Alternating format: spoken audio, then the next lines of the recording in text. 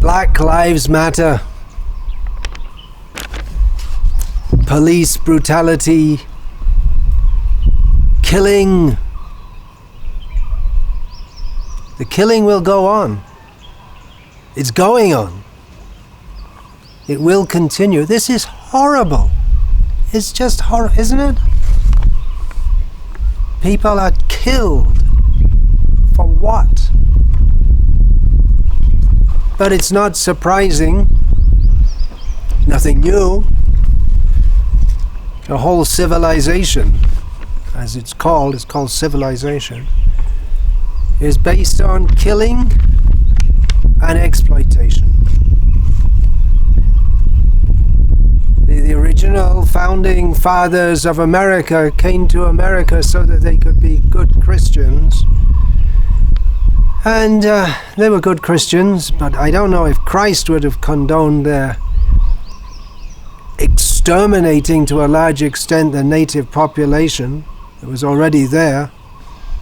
How does that fit with Christianity? Thou shalt not kill. They must have had some justification and thought they were doing a very good Christian thing. But the point is, the American civilization, as it's called, started with killing, and killing was a sport. Bison.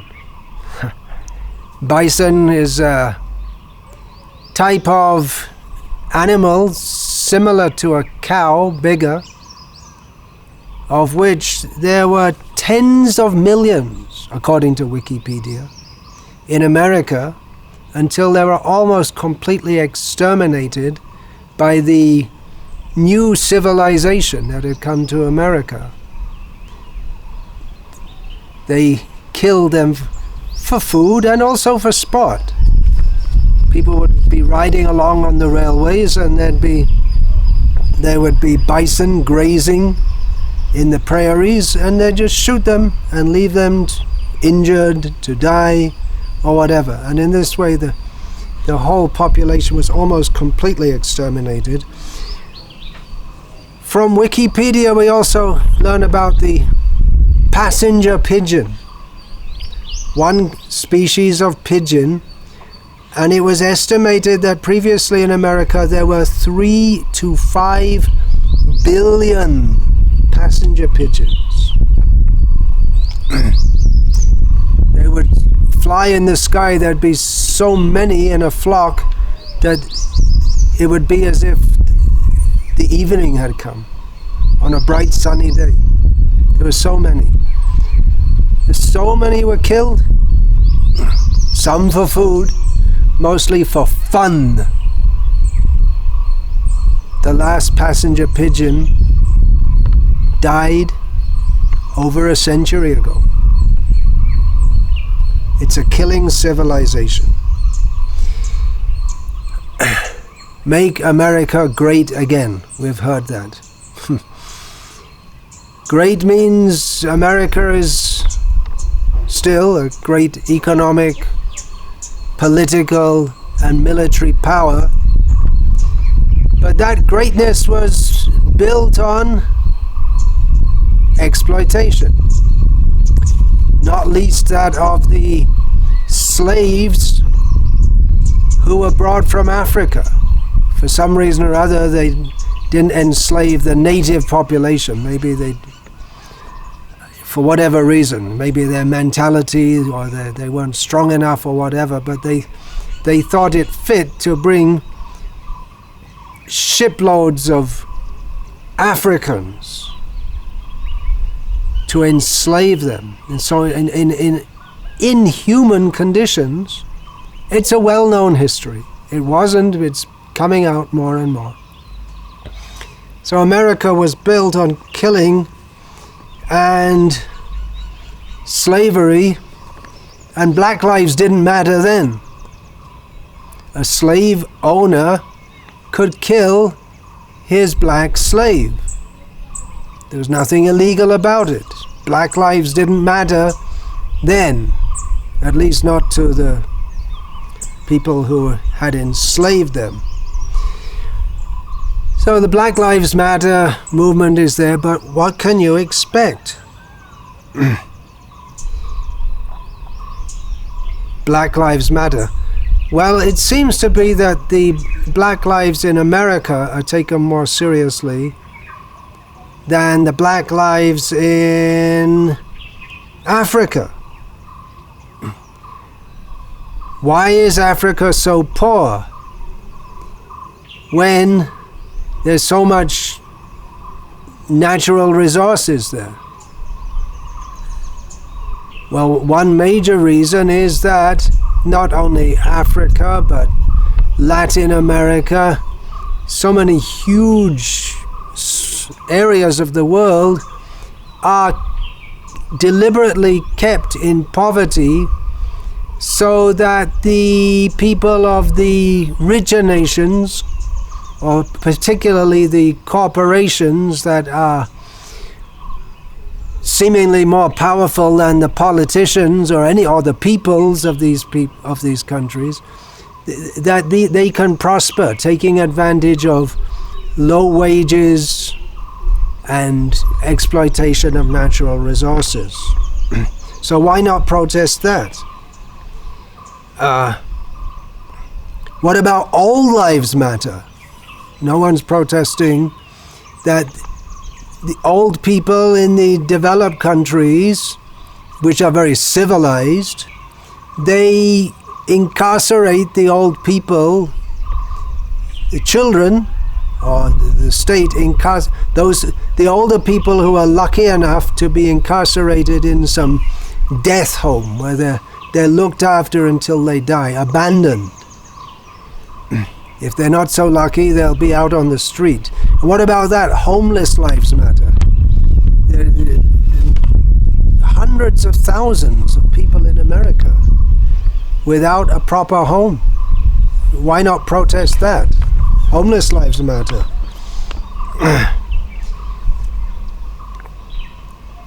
What about, there's so many inequities. What about the thousands of people around the world who in recent times have been killed directly or indirectly because of the policies of the governments of the developed countries? What about Afghani lives matter? Or Arab lives matter? Or Iranian lives matter? Who's protesting that? No, I don't see anyone in America is making a big fuss about that. What about Chinese lives matter? Well, Chinese? We don't like the Chinese. Chinese are the cause of all the problems. That's the propaganda, right? But these Black Lives Matter people are living in opulent America and Britain and everywhere else. One reason we can enjoy all these laptops and clothing is because they're made in sweatshops in China and Bangladesh and some other countries. So who's protesting?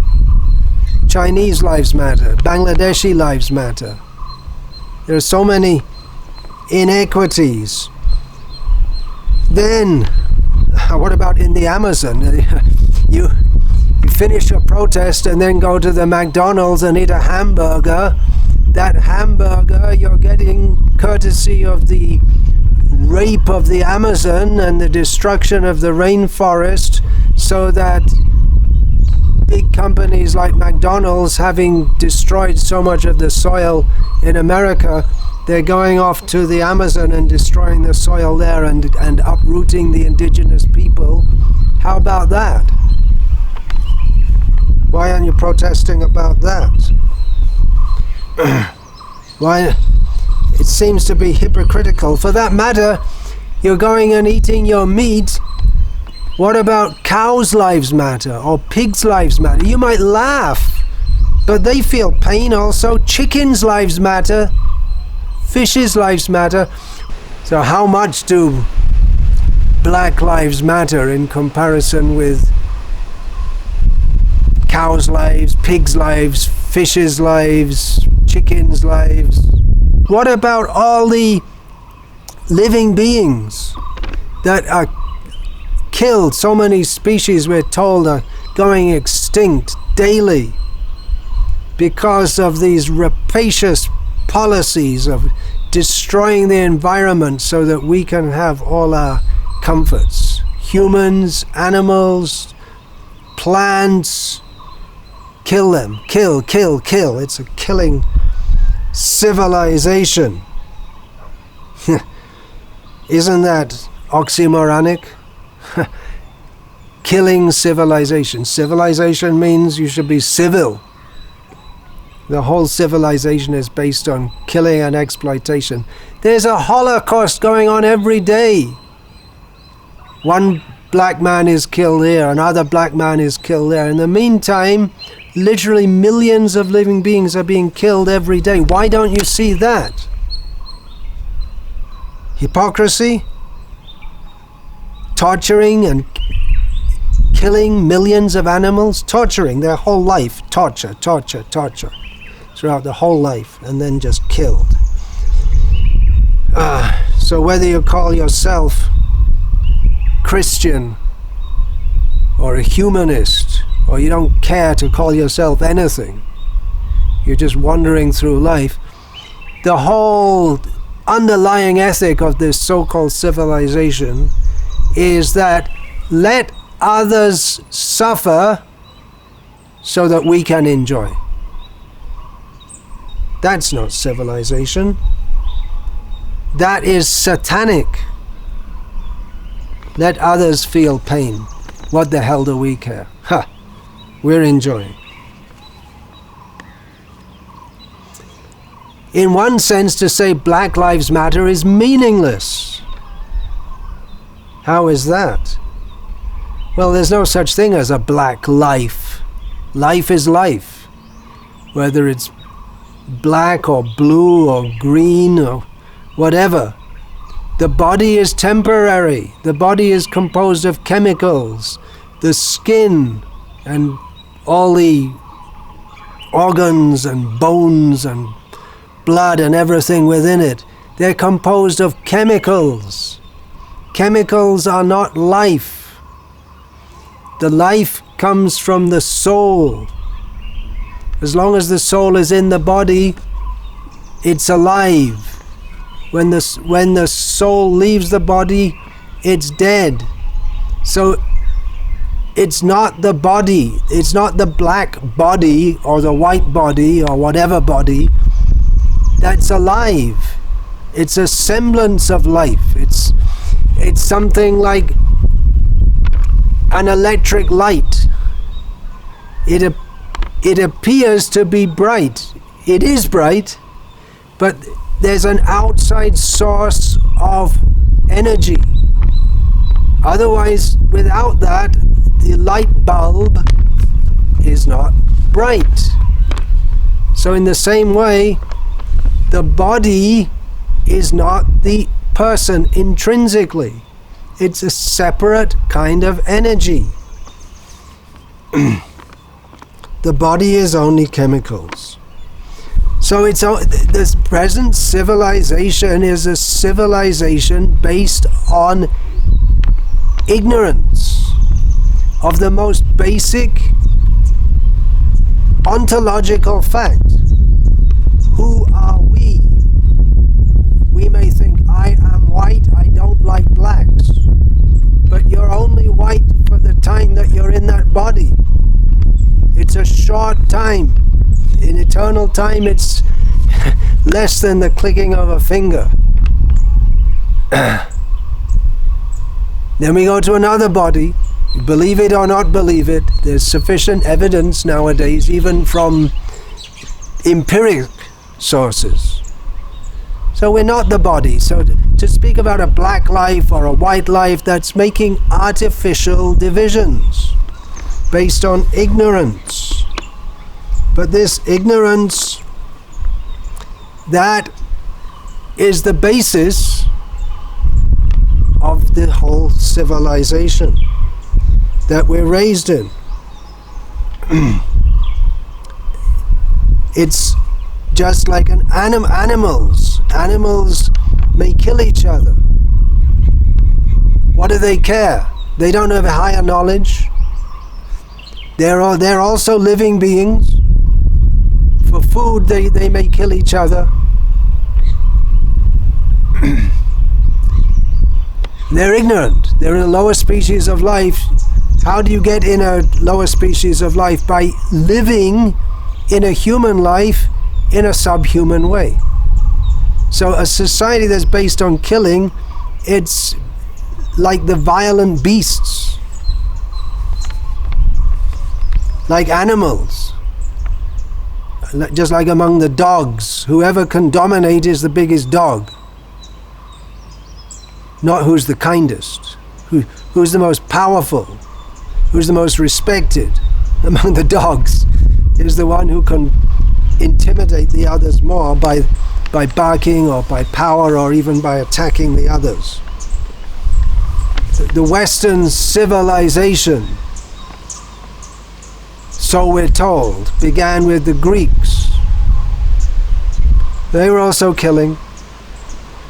Pax Romana, the Roman Empire, maintained peace, more or less, law and order, within their domain, as long as you agreed to accept the Romans' overlordship.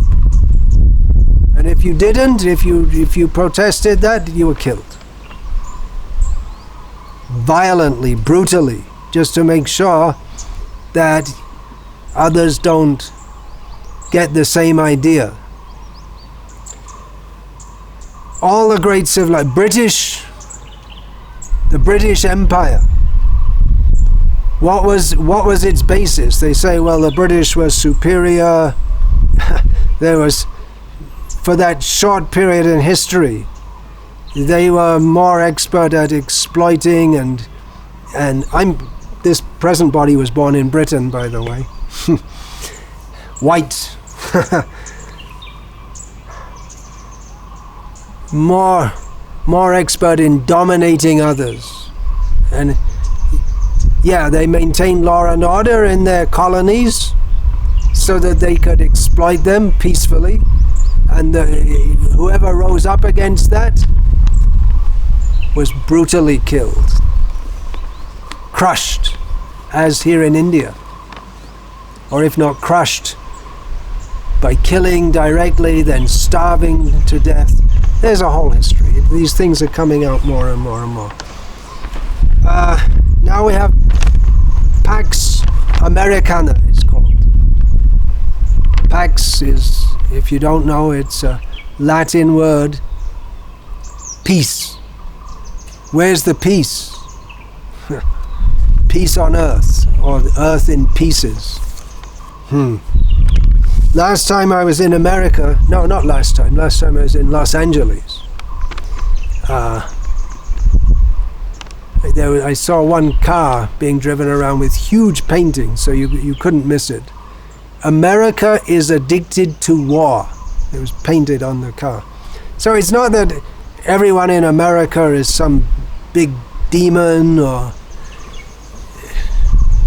that I'm against Americans or whites or blacks, or I'm just trying to tar them with all with the same feather. But there are certain powerful forces at work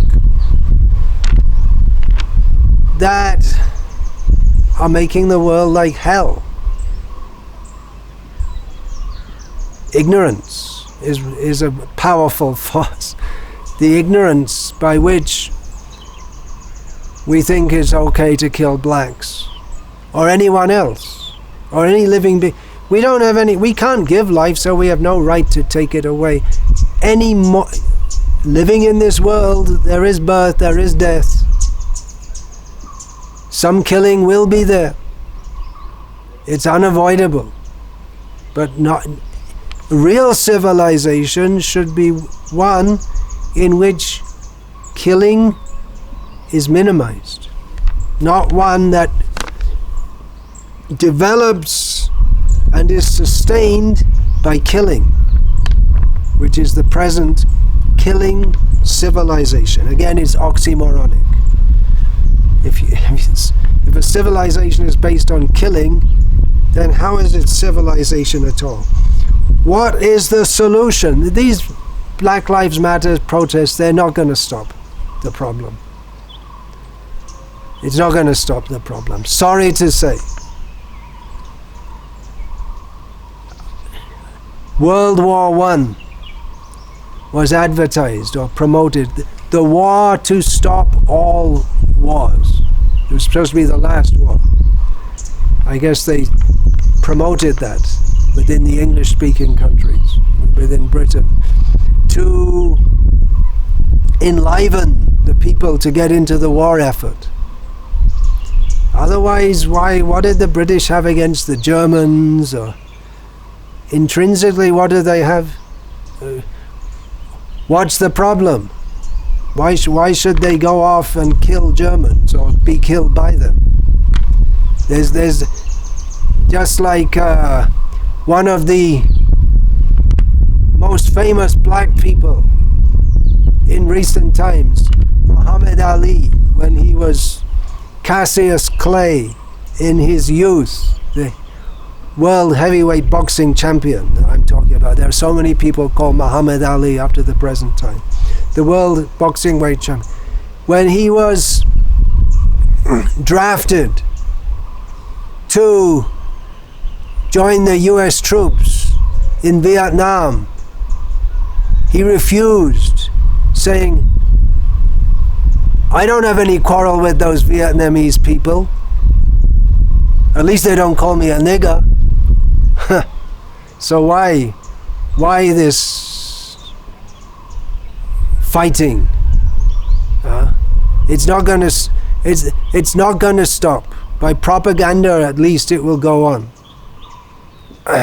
Make love, not war, was the hippie battle slogan at their anti-war protests. Make love, a euphemism for having sex like animals. Not war. They didn't want the Vietnam War. They were against the Vietnam War. And I don't see that they cared so much about the Vietnamese people, but the men didn't want to get sent off to Vietnam and get killed. They wanted to stay home and make love with their girlfriends, and their girlfriends wanted them to stay and make love to them. So what I'm seeing, there's a lot of hypocrisy in this, in the name of righteous protest, because everyone's exploiting everyone else in some way or other, and anyway it won't work. Yeah, the war to end all wars, and then within 20 years the Second World War broke out in September 1938. Neville Chamberlain, the Prime Minister of the United Kingdom, came back from Munich with a piece of paper which was an agreement between himself and Herr Hitler that Britain and Germany would not go to war. And he advertised it famously that peace for our time. The famous words which didn't come true, because within less than a year, World War II broke out. In between, there'd been the League of Nations, which was supposed to jaw instead of war. Let's work out our problems by talking. It didn't work. Then came the United Nations. You may have forgotten, but the United Nations was originally formed with the idea that let's all get together, and if there are any problems in the world, there's any premonition of war, instead we'll all get together and we'll make sure that there's no more war. And it's a failure. Wars are going on everywhere. Not everywhere, but in so many countries. It'd be hard, either war or riots or persecution, hot war, cold war, war of attrition, protests, killing of peaceful protesters. We're not going to stop this whole horrible killing civilization by making protests here and there. So what's to be done? We have to go on living like this, dying like this? What is to be done? What's the solution? Okay, here's a proposal. Civilization needs a whole reset. It's based on ignorance. It's based on ignorance of the purpose of life, of why we're alive and why we die, and how we can get free from this cycle of birth and death. We need to come to a higher platform of consciousness. What is the consciousness of a person who kills another living being for no good reason? There could be a good reason. There could be a good reason for killing another living being.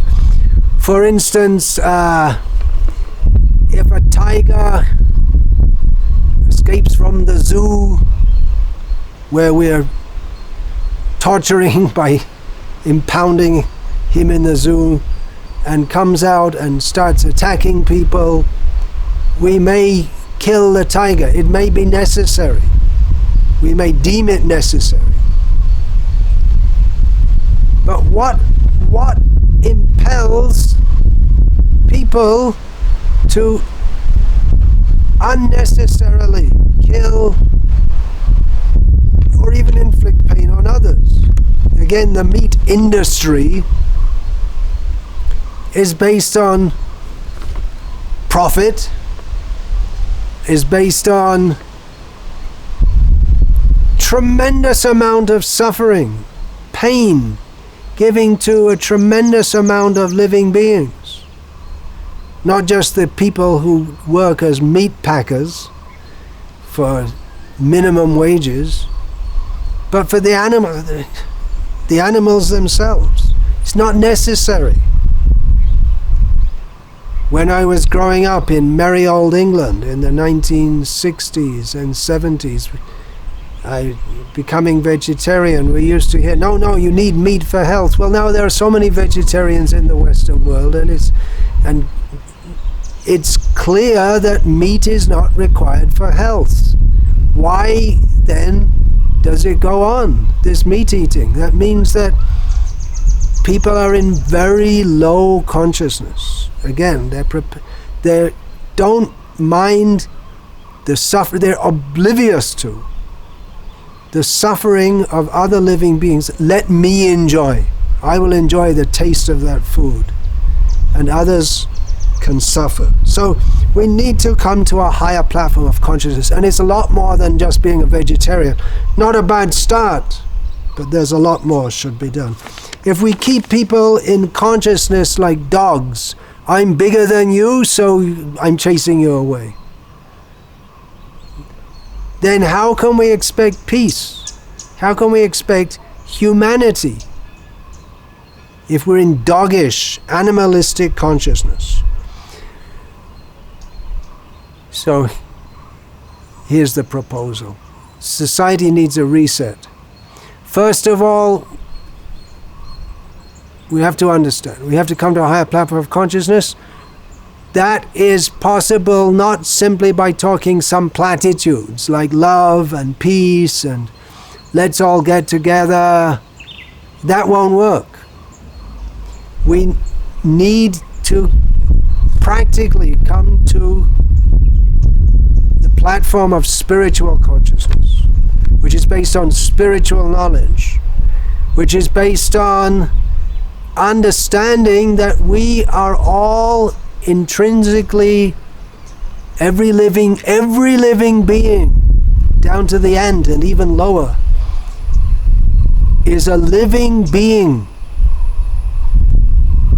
We are spiritual beings, which means that the chemicals which constitute our bodies are not ourselves. We're going from body to body to body. And the purpose of human life is to live in this world as peacefully as possible with the aim of getting free from this cycle of birth and death. At least we should ask the questions. Who am I? What is the purpose of life?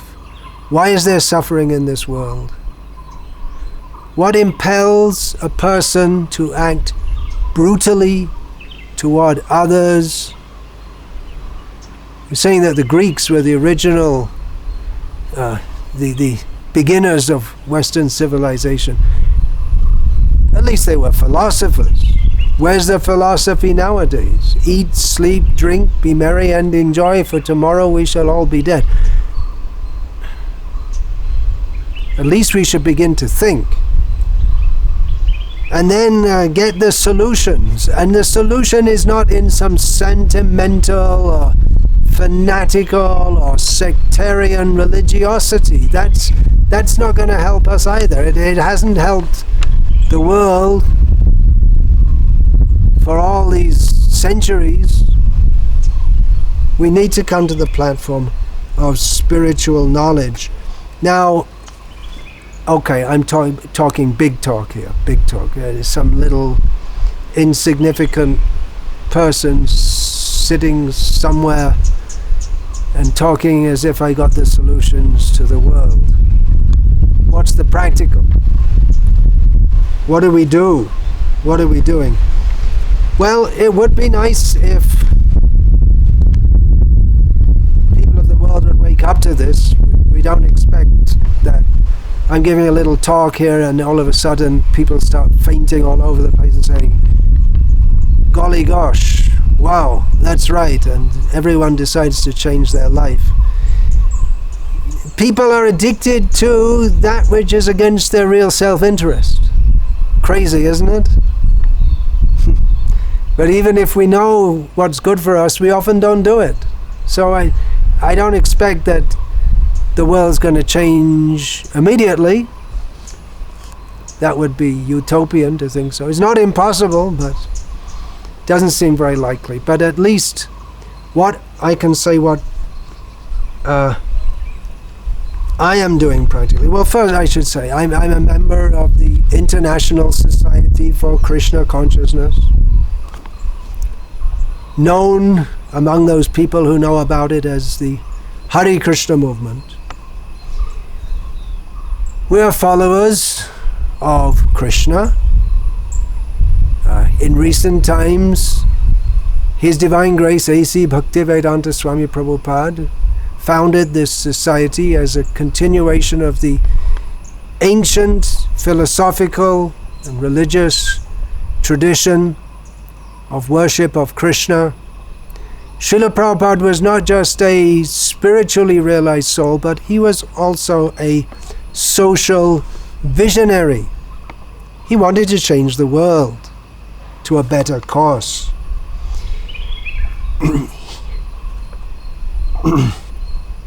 He didn't advocate, or he was not a great proponent of stopgap measures like opening hospitals or feeding the poor. He wasn't intrinsically against that, but that wasn't his mission. Or to give the kind of education which so-called helps people to become a cog in this exploitive, satanic society. That's not really helping people. For that matter, hospitals, okay, hospitals are needed, but making hospitals so that people can continue in ignorance in repeated birth and death, that's not really helping them in the truest way. So Srila Prabhupada, he wasn't a proponent of these stopgap measures. When we say social visionary, we think, well, how are we going to make society so that everyone gets their fair piece of the cake? Well, that's not going to happen, that everyone gets their fair piece of the cake. There's never going to be equality. Even Lord Jesus, he wisely said, the poor will always be with us. But instead of trying to make the kingdom of God on earth without God, Srila Prabhupada advocated the ancient Vedic Varnashram system, which is a society in which everyone is seen as equal spiritually because everyone is understood to be a servant of God. But there is necessary social hierarchy. So the goal of life is spiritual, which means that there's the idea that let me exploit others won't be there. But there is a social hierarchy also. Some people are more intelligent than others. Some people are natural managers. Some people are natural intellectuals. Some people like to work with their hands. So it's a very scientific system, you can say. Srila Prabhupada wanted to practically implement this at the microcosmic level.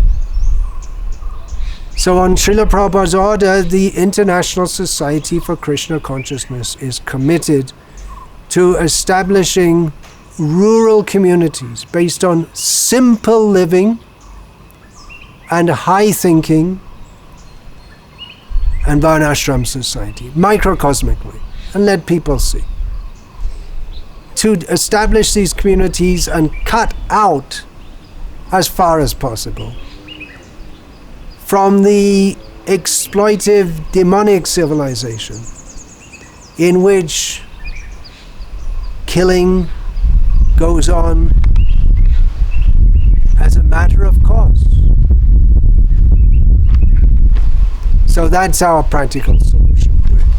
I'm personally involved in overseeing several such farm projects here in India. I'm speaking in India, in which we're living without electricity, growing our own food, and living community-based life in which we all come together to glorify Krishna. So let us know if you want to help. We need a lot of help. It's not easy. Or if you want to get involved. Thank you. Hare Krishna.